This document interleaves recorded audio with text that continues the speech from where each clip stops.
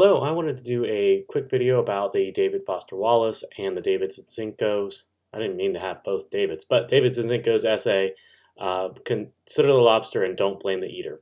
We read them last week, and I read through your discussion boards. I thought you did a great job thinking about both articles.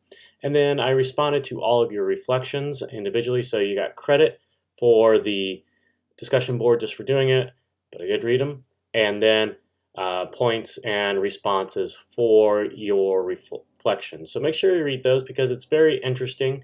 I liked all of you, what you said, and I did ask some questions of you. So I want you to consider that as you think more about these pieces, because we don't just read and be done with it. We have to ponder them and see how they continue to affect us. So there's some things I wanted to pick up on about these readers based on your responses. And first is that many of you thought I was providing you these examples that show what not to do and what to do. And yeah, Wallace's style is different, but it's not a bad essay. It's a really good essay, and it's something that could be studied more in depth just because he's a really good writer. He's a fiction writer, well sought well sought after. So I'm sure Gourmet paid a lot of money for him to do it, and that was like a big feather in their cap for him. David Zinczenko is a food writer. He just wrote a standard 5-paragraph essay, and you could, even though it's broken down into small sections, you could put it into 5 categories: a thesis with an introduction, 3 supporting paragraphs, and a concluding paragraph. And that's what we're used to writing because that's what we're told to write, and it's what we're used to reading. It's very straightforward because there's not much space. But Wallace had a lot of space, and he decided to play with it, which is fun.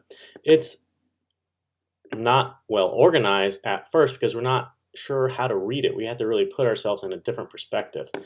But I don't think Wallace is doing a bait and switch or anything for us, because the title's not a review of the Maine Lobster Fest. It is Consider the Lobster. So we should be thinking about lobsters, and he defines it and talks about all these other things. Whereas David Zinczenko says, don't blame the eater. He's telling us something. They're both giving us an imperative, a command on how to think. So Wallace's essay becomes not just a review, but an evaluation of all festivals and or criticism of anything that has a mass concentration of people or outsiders that are paying money to attend a local event or get this local experience.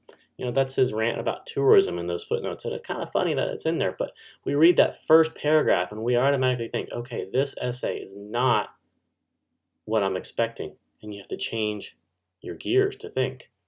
Other things, many of you said Wallace isn't sincere, and I'm kind of curious of why you think he's not sincere. He does give us questions to consider. He does acknowledge his own biases. He says, I like to eat meat, I like to eat animals, I hate these sort of things, but here I am. I don't like it, but I'm going to look at it and tell you what I think, because that's what I'm paid to do. And that's what people want from him. So why is he not sincere? Yeah, I mean, he has some plays with language, but he's having fun, which, you know, you should get some chuckles out of what he's saying. He looks at it from an outsider's perspective and says, wait a minute, all this stuff is really, really ridiculous. This is a circus. It's not lobster fishing. Is it fishing? You know, and he has that contrast. It's between money and the real workers that go out on those lobster boats. Nobody wants to live, you know, in a fish camp because it smells, right? But they want to pretend we do, and that's something that's been going on forever. You might have read about Marie Antoinette and her little play village where she would play peasant, right? We all want these different experiences. Renaissance Festival, right? We don't want to live in the Renaissance time period, but we like to imagine what it's like in role play. So David Foster Wallace went as a resenting I'll say resenting attendee to the Lobster Fest, and didn't have those blinders on and said, this is stupid. And that's very cynical in some ways, but also he's exposing it for what it is, because is it more cynical to say that, hey, we're real lobster people and this is real lobster, even though it's mass produced, it's not any good? Those are interesting questions for us to consider. Whereas David Zinczenko, he does have a good argument. He makes a very quick point. Even though this article is almost 20 years old, older than a lot of you, you know, it still is relevant. Some things have changed, but it's still relevant. But he uses his own personal experience to help drive his point home. He says, hey, you should also consider, the ethos of this. I was a fat kid and I lost weight because of this, and I learned a lot.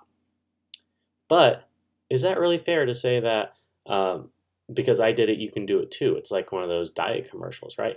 I'm not only a spokesperson, but I'm a client. If I lost weight, you can lose weight.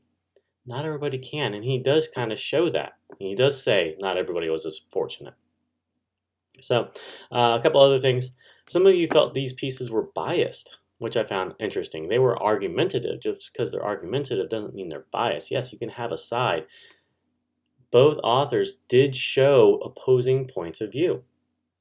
Zinczenko used the argument at the very beginning. Obesity is not just a personal issue. It's not about personal responsibility. He says that with the title, Don't Blame the Eater.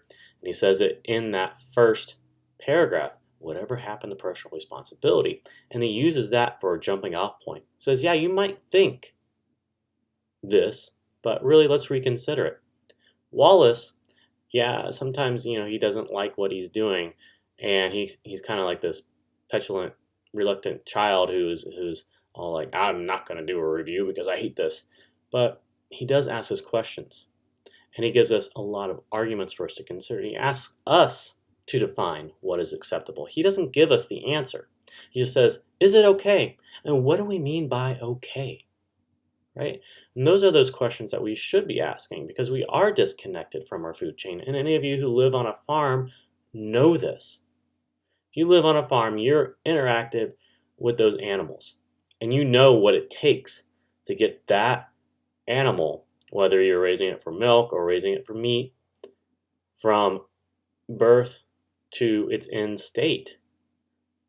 It's a lot of work. And we, shoppers, we just go, I want the cheapest piece, or I want this, or, we're looking at things and we disregard all that care that you put into it. So it's very interesting. Two other things. I know I said a couple, but this is finally the end. Two other things. Many of you pointed out the audiences are different than you, which is good. Gourmet magazines, certain type of people read that. We aren't all gourmets. Many of us just like plain old cheeseburger, which is fine. And then I think David Zinczenko wrote that in Esquire. Not all of us read Esquire. We weren't the intended readers. And we had to put ourselves into their perspective or their shoes. And sometimes we think, okay, well, is this meant for me? How do I understand what this author's goal is? And as we read, that's what we should be doing. Thinking about, okay, what is this author trying to do?